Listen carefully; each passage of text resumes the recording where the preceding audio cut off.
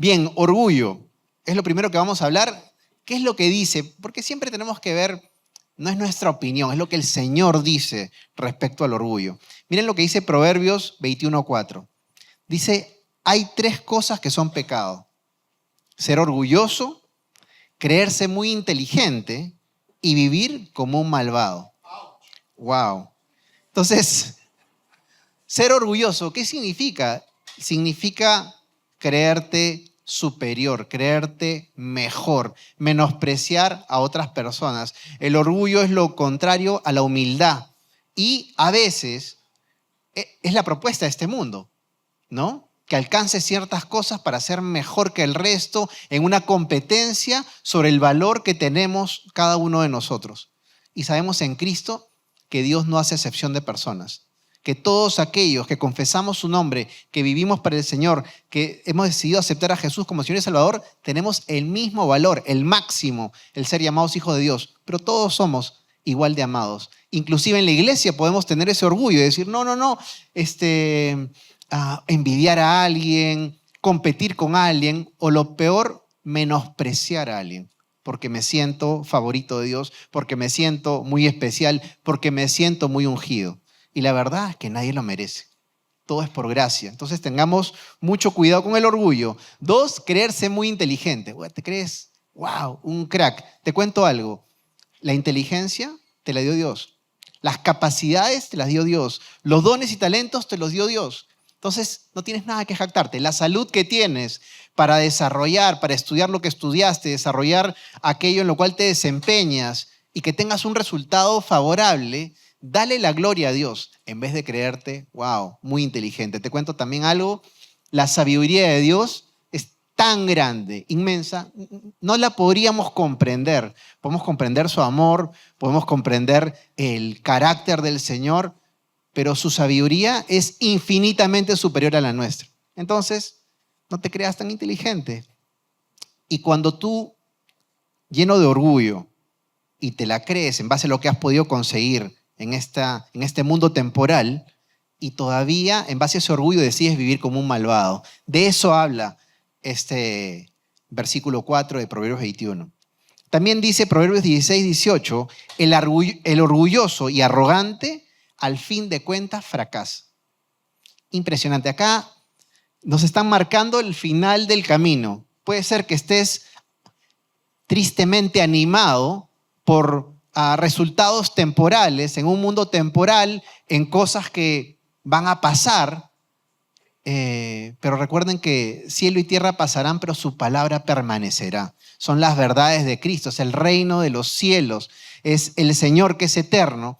Y nosotros, cuando aceptamos a Jesús como Señor y Salvador, vamos directo a la eternidad con el Señor, en una relación aquí con el Espíritu Santo, con el Señor, con Cristo, pero nos espera después lo mejor.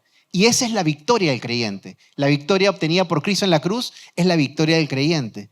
Pero el orgulloso y arrogante se fija solamente en lo temporal. Y corre a cualquier costo. No importa qué. No importa qué principio me tenga que saltar, tenga que obviar, tenga que hacerme de la vista gorda por conseguir mi objetivo. El fin justifica los medios. Y ese es el arrogante. Y se alimenta de ese orgullo para seguir haciendo lo malo. Te cuento, al final fracasa. Porque el mayor éxito del creyente es vivir para Dios, rendido a Dios, sabiendo, teniendo la certeza de la vida eterna y aquí siendo de bendición para el prójimo, caminando en propósito para extender el reino de los cielos. Eso es lo que nos toca. Entonces, eso dice Dios respecto al orgullo. Ahora, sobre el enojo. Santiago 1:20 dice, el enojo humano no produce la rectitud que Dios desea. Dios nos traza un camino que está lleno de bendiciones, pero también con instrucciones. ¿Para qué? Para protegernos, para que no nos desviemos del camino, para que podamos dar en el blanco, en lo espiritual, para hacer lo que Dios nos propone en esta tierra, ser luz y sal. Pero el enojo es un impedimento, porque el enojo nos va a llevar a hacer lo malo. El enojo nos va a llegar a herir. El enojo nos va a llegar a ser áspero con las personas, a discriminar a las personas, etc. O a tomar venganza. me la hiciste, ahora me la pagas. Esto me hiciste, tranquilo, atenta a las consecuencias. Puedes decirlo o no, pero estás actuando conforme a eso. Así que no produce la rectitud que Dios desea. El Salmo 37:8 dice, ya no sigas enojado, deja de lado tu ira, no pierdas los estribos, que eso únicamente causa daño. Aquí seguro, fijo, que estás pensando en alguien más. Tú dices, no, si yo soy un santo, ese es, no sé pues, mi hermano, ese es mi papá, ese es mi esposo, ese es mi hijo. Yo te recomiendo que saques de tu cabeza a la persona que pensaste en esta mañana respecto a eso. Y que veas un espejo y te veas a ti mismo y te repitas esto. Les voy a pedir que repitan conmigo. Mira tu espejo. Ya no sigas enojado. Deja de lado tu ira.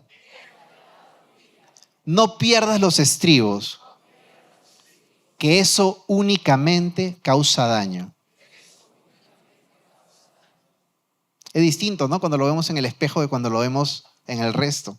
Y esa es la palabra. La palabra es como un espejo que nos confronta para ponernos a cuentas con Dios. En el momento que tú la usas para juzgar a alguien más, te vuelves un religioso. Y con la vara que mides serás medido. Yo no quiero ser medido con vara de juicio. Yo quiero la misericordia y el amor de Dios. Entonces la palabra de Dios está para eso. El día de hoy vamos a hablar sobre un famoso general, que es el general Naamán. Y este general experimentó tanto el orgullo como el enojo. Vamos a ver qué fue lo que le pasó. Les pongo un poco de contexto. En ese momento ya el reino estaba dividido, el reino del norte, Israel, y el reino del sur, Judá. Y este enemigo frecuente que es Siria, un imperio grande, poderoso, donde el principal protagonista, en algunos casos más que el rey, era el general victorioso, el general Naamán, que permitió extender el reino, tener grandes victorias, un súper estratega, militar y valiente en batalla, en combate, en el mismo campo. Él tenía todo lo que el mundo pensaría que alguien debería alcanzar. Buena reputación, fama, riqueza, el favor del rey. No había cosa que Naamán le pida al rey que el rey de Siria no le dé. Si era el hombre.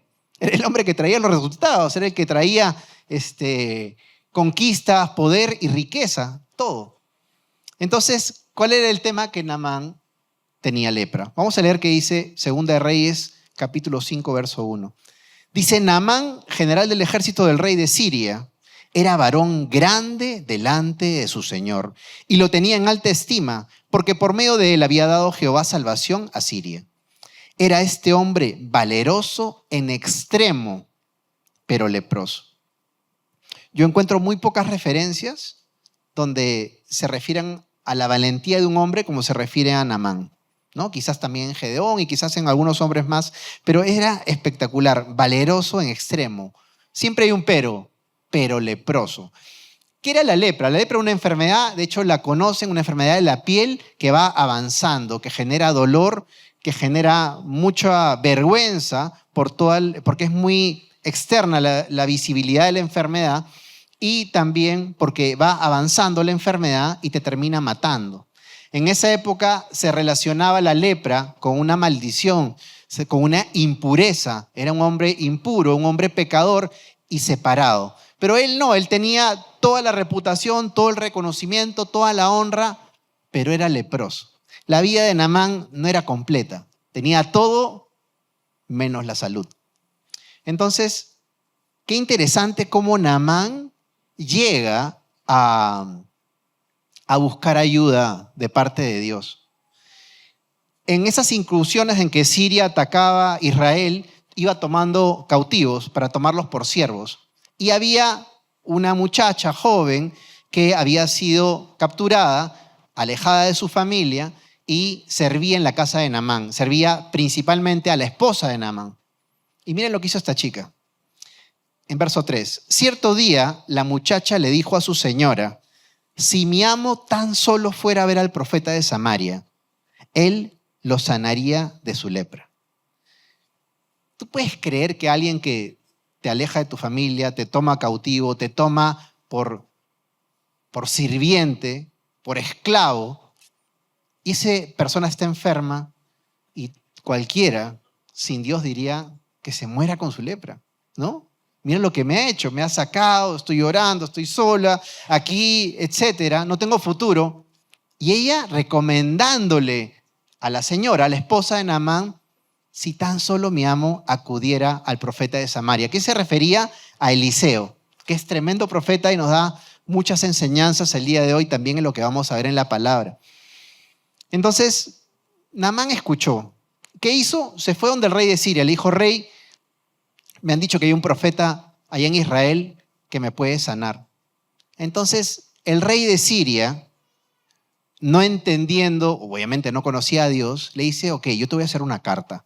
De rey a rey. De rey de Siria a un rey de Israel, que ellos lo veían como mucho menos. ¿Y quién era el rey de Israel en ese tiempo? Era el rey Joram, hijo de Acab y Jezabel. Qué rica mezcla, ¿no? Ese era el rey. Y era un rey temeroso. No de Dios, era temeroso, tenía temor, era medio cobarde. Entonces el rey escribe una carta presentando quién está yendo y dándole prácticamente una orden de reino a reino. Haz esto. Entonces, con esos pergaminos de quién es su rey, quién es Naamán, se presenta ante el rey de Israel. Dice el verso 6 y 7. Tomó también cartas para el rey de Israel que decían así.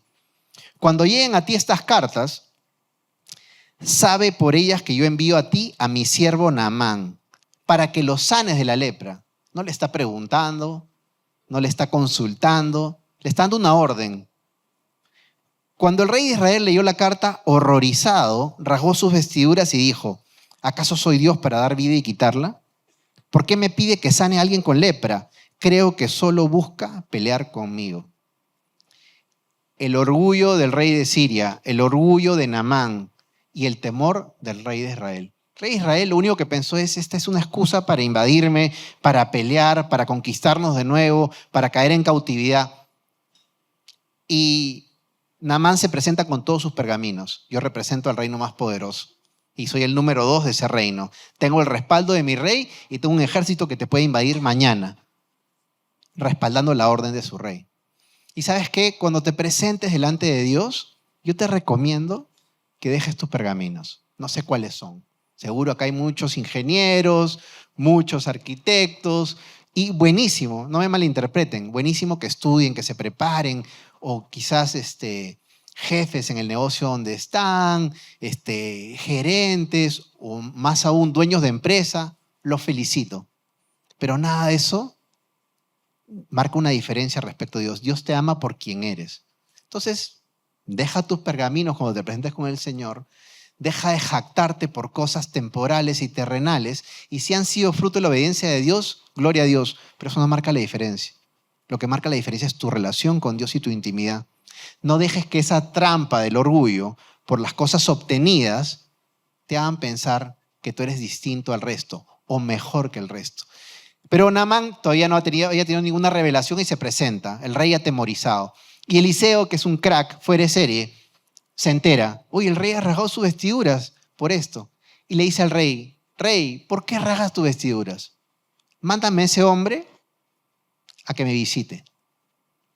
Y Naamán, nuevamente, en su desesperación, primero le hace caso a la criada, después le hace caso al rey. De ahí se va donde el rey de Israel y ahora se va donde Eliseo. Él sigue toda una ruta. Y llega con toda su potencia militar, ¿no? Dice, Naamán fue con sus caballos y carros de guerra y esperó frente a la casa de Eliseo. Pero Eliseo le mandó decir mediante un mensajero, ve y lávate 7 veces en el río Jordán. Entonces tu piel quedará restaurada y te sanará de la lepra. Él está acostumbrado a que lo reciban con palmas, que le digan lo bueno que es, lo poderoso que es, lo potente que es su ejército, lo victorioso que es. Y ya termina donde un profeta que ni siquiera lo recibe. Le manda un mensajero y le dice, anda, lávate el Jordán 7 veces y quedarás sanado. ¿Qué pasó con Naamán? Se ofendió. Dice, Naamán se enojó mucho y se fue muy ofendido. Y el orgullo se mezcla con la ofensa. Creí que el profeta iba a salir a recibirme, dijo. Esperaba que él moviera su mano sobre la lepra e invocara el nombre del Señor su Dios y me sanara.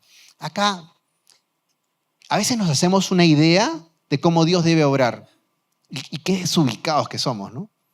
Creemos que Dios opera de tal manera, que Dios lo haga de esta manera. Dios es soberano en sus tiempos y en sus formas. Y Él sabe cómo y cuándo hacer lo que tiene que hacer.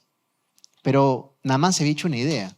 Se ofendió por el trato del profeta y él se había hecho una película de cómo Dios lo sanaría. ¡Wow! Pondría su mano el profeta y él sería sano y espectacular. Esas expectativas totalmente carnales, terrenales, poniéndole una agenda a Dios, que es totalmente equivocado. Y qué bueno que Eliseo no se dejó ni impresionar ni atemorizar por todo lo que Naamán representaba. Era literalmente una amenaza al frente de su casa. Y Eliseo, un hombre de Dios, ¿qué hizo? Escuchó la voz de Dios. Manda a tu mensajero. Y le dio el mensaje. Dice que la respuesta de Naamán fuera: ¿en el río Jordán?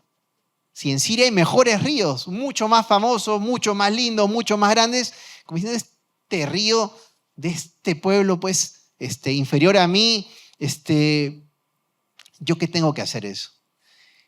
Pero así como intervino una sierva en cautividad, que era más libre que Naamán porque tenía a Dios y pudo ser un instrumento de Dios, ahora entraron los subordinados de Naamán.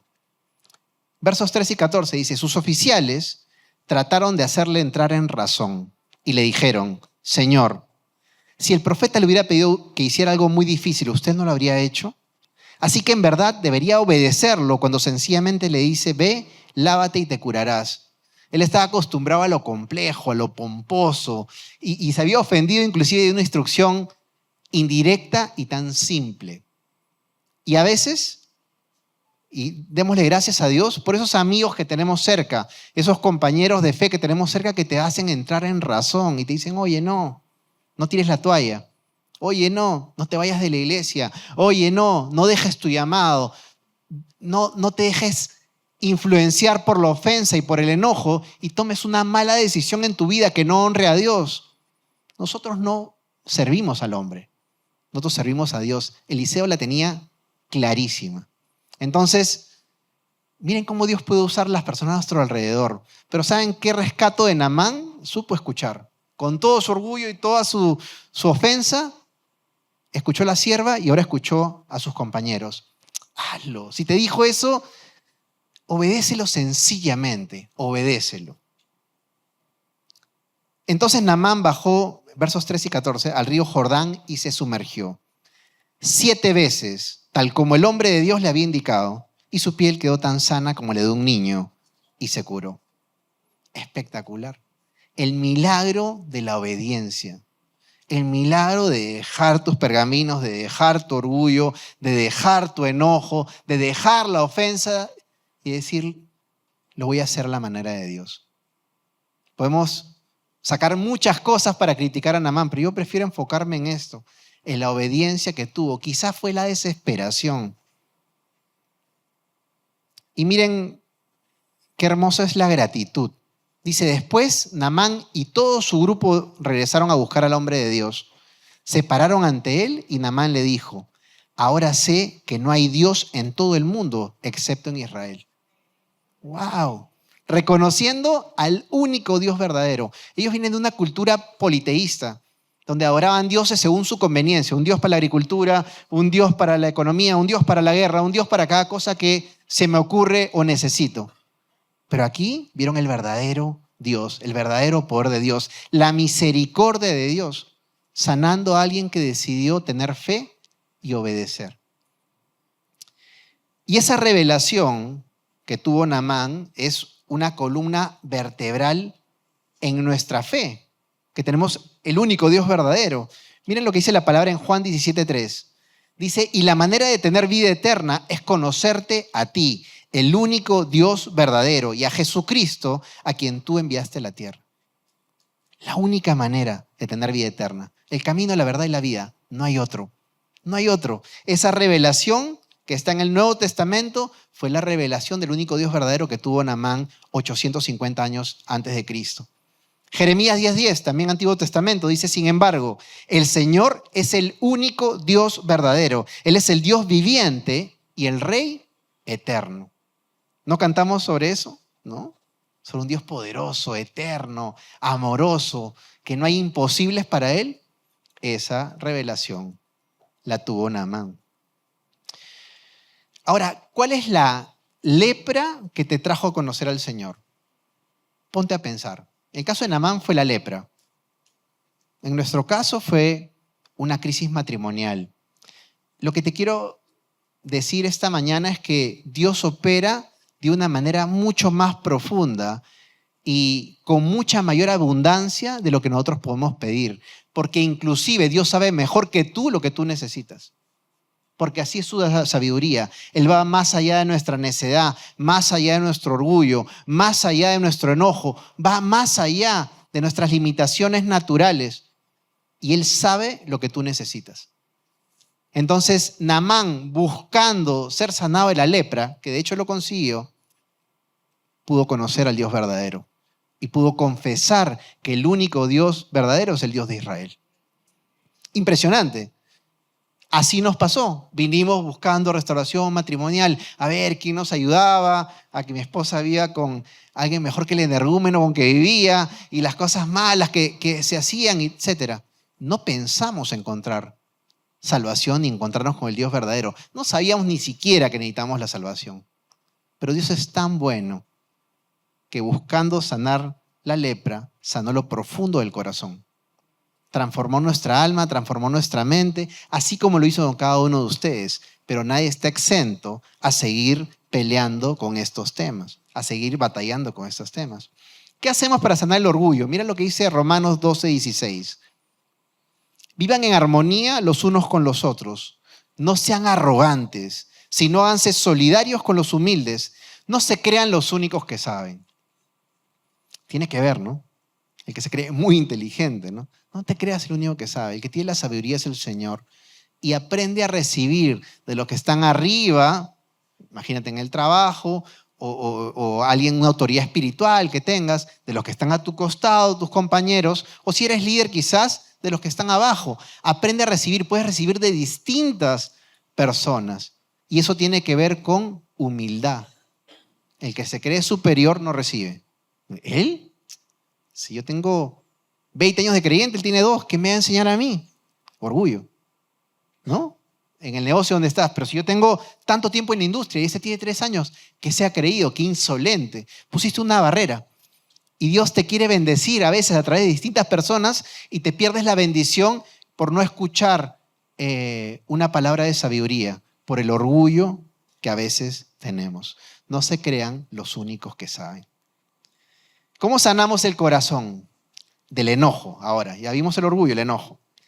Dice Efesios 4:31-32. Líbrense de toda amargura, furia, enojo, palabras ásperas, calumnias y toda clase de mala conducta.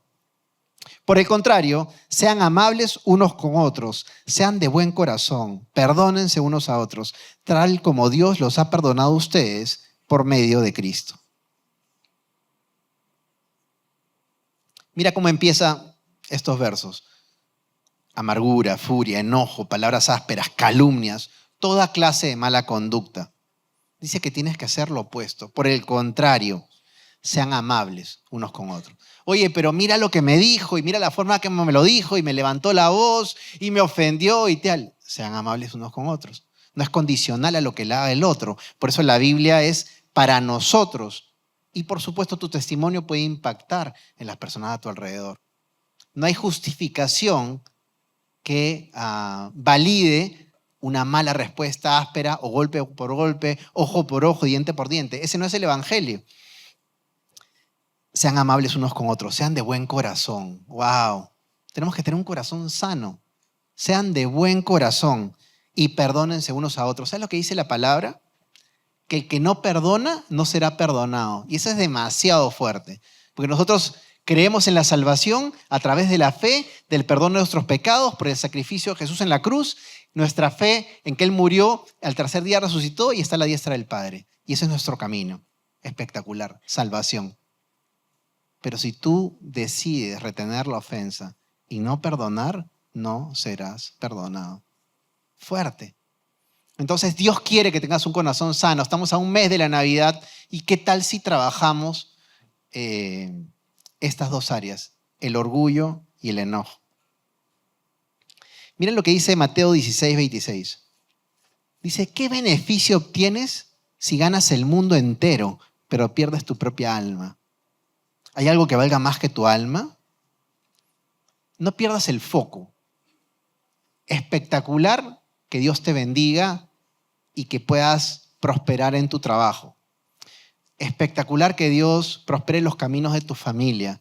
Espectacular que Dios respalde tu ministerio. Espectacular y cada cosa que pongas delante de Dios. Qué lindo. Y seguramente es fruto de la bendición de Dios y de tu esfuerzo, porque la Biblia habla de diligencia. Y el diligente dice, lo pondré delante de reyes. ¡Wow! Quizás estás frente a personas de mucha influencia, de mucho poder, con tu trabajo, todo. Espectacular, pero no pierdas el foco. Busca primeramente el reino de Dios y su justicia y todo lo demás viene por añadidura. Cuando ponemos en el trono al dinero, ponemos en el trono el éxito personal, temporal, en esta vida. Cuando ponemos en el trono, perdemos el foco. ¿De qué sirve si ganas el mundo y pierdes tu alma? ¿Ustedes recuerdan una de las tentaciones que sufrió Jesús en el desierto? No fue, mira, todos los reinos de la tierra, te los doy todos, inclínate ante mí. Y eso es lo que quiere hacer el enemigo. Que rechaces a Jesús y que te inclines ante Él, ante la maldad de este mundo, ante la codicia de este mundo. Pero ¿sabes qué? A la manera de Dios, tú puedes tener un súper testimonio de bendición, pero con un corazón sano y con un corazón limpio. No pierdas tu alma, no pierdas tu conexión con Dios, no pierdas el gozo de tu salvación, la intimidad y la comunión con Dios. El día de ayer fuimos a hacer compras con Dani y con Toñito, y mientras ellos hacían compras, yo estaba con la barba grande y desordenada, así que dije, no, ¿cómo voy a presentar así ante la iglesia? ¿No? De ninguna manera.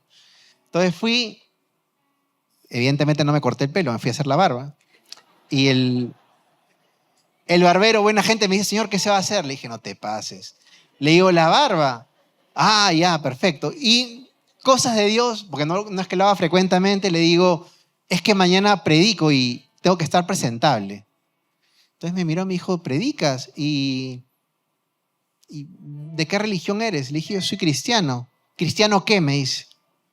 Le dije, no sé, evangélico, protestante, como quieras llamarlo. Cristiano. Ah, me dijo, mientras afilaba su navaja. Me dice, mi hermano es cristiano. ¿Tú sabes que mi hermano, me dice, era adicto a la cocaína? Y él perdió todo, me dijo. Se juntó con gente de mal vivir, estaba amenazado de muerte por delincuentes, terminó viviendo debajo de un puente, literal. Pero ahora va a la iglesia, recuperó su familia y es cristiano. ¡Wow! Le digo, ¿qué tal testimonio de tu hermano? Inclusive agarró su celular y buscó una foto de cuando su hermano estaba pésimo, ¿no? Y me enseñó la foto. Le digo, gloria a Dios. Para esto el administrador, que es un hombre de barba grande, pasaba atrás y decía, ¿qué está pasando acá? ¿No? Y estaba pasando y mirando. Entonces yo seguía conversando con él mientras estaba aquí, con el cuchillo acá, y yo hablaba y sentía que mi garganta se movía. Y dije, pucha, esto me va a costar un corte, pero no puedo dejar de compartirle a este hombre. Y me dice, ¿y no sabes lo que es mi otro hermano? Ah, ¿qué pasó con tu hermano? Él, adicto a la marihuana. Todo el día andaba en las nubes y tal. Y ahora es cristiano. Y ya no fuma ni nada. ¡Wow! Le dije, solo faltas tú. ¿Tú en qué andas? No, me dijo, yo no soy adicto a nada. Y claro, mientras sentía también que me raspaba acá la navaja, le dije, pero dice la palabra que todos hemos pecado y que todos necesitamos salvación, todos necesitamos a Jesús. Sí, yo sé. ¿Pero tú estás bien? Y me dice, bueno, tengo una hijita de 2 años, me he separado. Y él tenía un rostro entre triste y molesto, medio difícil de describir. Y ahí cambia y me dice, pero te quiero contar de mi abuela. Me dice, mi abuela siempre nos predicó. Mi abuela nos llevó a la iglesia de niños. Es más, yo he actuado de niño y actué de Jesucristo. ¡Wow! Le dije, te tocó el mejor de los mejores. Le dije, te ganaste. El administrador seguía caminando ya preocupado, como diciendo, oye, ¿a qué hora es tu siguiente cita? Le decía. Y él ya estaba por terminar, le dijo 20 minutos, como diciendo, no me moleste, ¿no? Y, wow. Y le digo, ¿y qué falta para que te acerques? Me dijo, no sé. Entonces lo invité. Le dije, mira, nosotros estamos cerca, porque él está en La Molina. Vente cuando quieras, somos la casa del Padre, estamos para servirte, o cualquier iglesia, acércate al Señor. Y se conmovió por su abuela y me dijo, mi abuela nunca dejó de predicarnos. Y yo creo que las oraciones de mi abuela han hecho que alcancen a mi hermano y a mi otro hermano. Y le dije, y te van a alcanzar a ti. Le dije, busca del Señor. Y algunos versículos que Dios puso en mi corazón para compartir con él. Entonces ya el administrador no aguantó, dijo, oye, ¿ustedes se conocen? Y le digo, es que su hermano es mi hermano. Y no entendió nada, le pareció chino. Pero Dios es bueno y yo siempre le cuento, ¿no?, a mis hijos, oye, mira lo que me pasó. Porque la aventura de fe es así, siempre hay una oportunidad para compartirle a alguien, para llegar a alguien. Y yo siempre les digo que estén atentos y le digo lo mismo a ustedes. Siempre hay una oportunidad para compartir el evangelio. Pero tu corazón tiene que estar sano. Tienes que estar libre del orgullo que quizás dices un barbero y lo terminas menospreciando. Y puede estar ahí, puede ser el acceso a la bendición de Dios para él, sabiendo que la gloria es de Dios, pero tú eres un instrumento. Quiero que te lleves esta mañana, que Dios trabaja donde menos lo esperamos. Recuerda a la sierva en la casa de Naamán y recuerda a sus subordinados. Recuerda que el poder de Dios no se puede comprar. Naamán llegó con carros de guerra y no les conté, pero llegó con oro y con plata. Y Eliseo no se movió para nada. Es más, inclusive después ni siquiera se lo aceptó porque quisieron recompensarle. Recuerda que la obediencia es la clave para el milagro. No son tus lágrimas, no son tus quejas, no son tu victimización y no es nada emocional. Es la obediencia del Espíritu Santo que te lleva a hacer lo que Dios te manda. Recuerda que el orgullo y el enojo pueden impedir que seas sano. Pueden impedir tu milagro, pueden impedir que crezcas. Puede ser una traba en tu vida porque tú lo estás permitiendo. Y quiero que te lleves esto, que Dios cuando sana, cuando provee, lo hace integralmente. Que tú le puedes pedir hasta aquí y Dios te va a dar más allá del techo. Porque Él sabe y Él es generoso y Él es un Padre bueno. Él no limita su amor, su poder y sus recursos para sus hijos. Conforme a lo que necesitamos, que Él lo sabe mejor que nosotros. Vamos a orar. Señor, nos presentamos delante de ti en esta mañana. Tú sabes la condición de nuestro corazón, Señor. No somos dignos, Señor. Solamente tú eres santo, digno, poderoso. Pero, Señor, queremos crecer, queremos arrepentirnos en esta mañana de caminar en orgullo, de estar permanentemente ofendidos, de rechinar los dientes contra personas que nos hicieron daño o que nosotros les hicimos daño, justificando nuestra maldad y siendo implacables con el pecado de nuestro prójimo. Señor, sana nuestro corazón. Este día decidimos perdonar, decidimos dejar todos nuestros pergaminos en tu presencia, Señor. El que vale eres tú. Eres tú el protagonista de nuestras vidas, de nuestra salvación y de nuestro caminar en esta tierra. Padre, ayúdanos a caminar en propósito. Ayúdanos a caminar, Señor, en sanidad, tanto física como espiritual. Derrama tu provisión, tu gracia, tu favor sobre cada uno de nosotros. Te lo pedimos en el nombre de Jesús. Amén.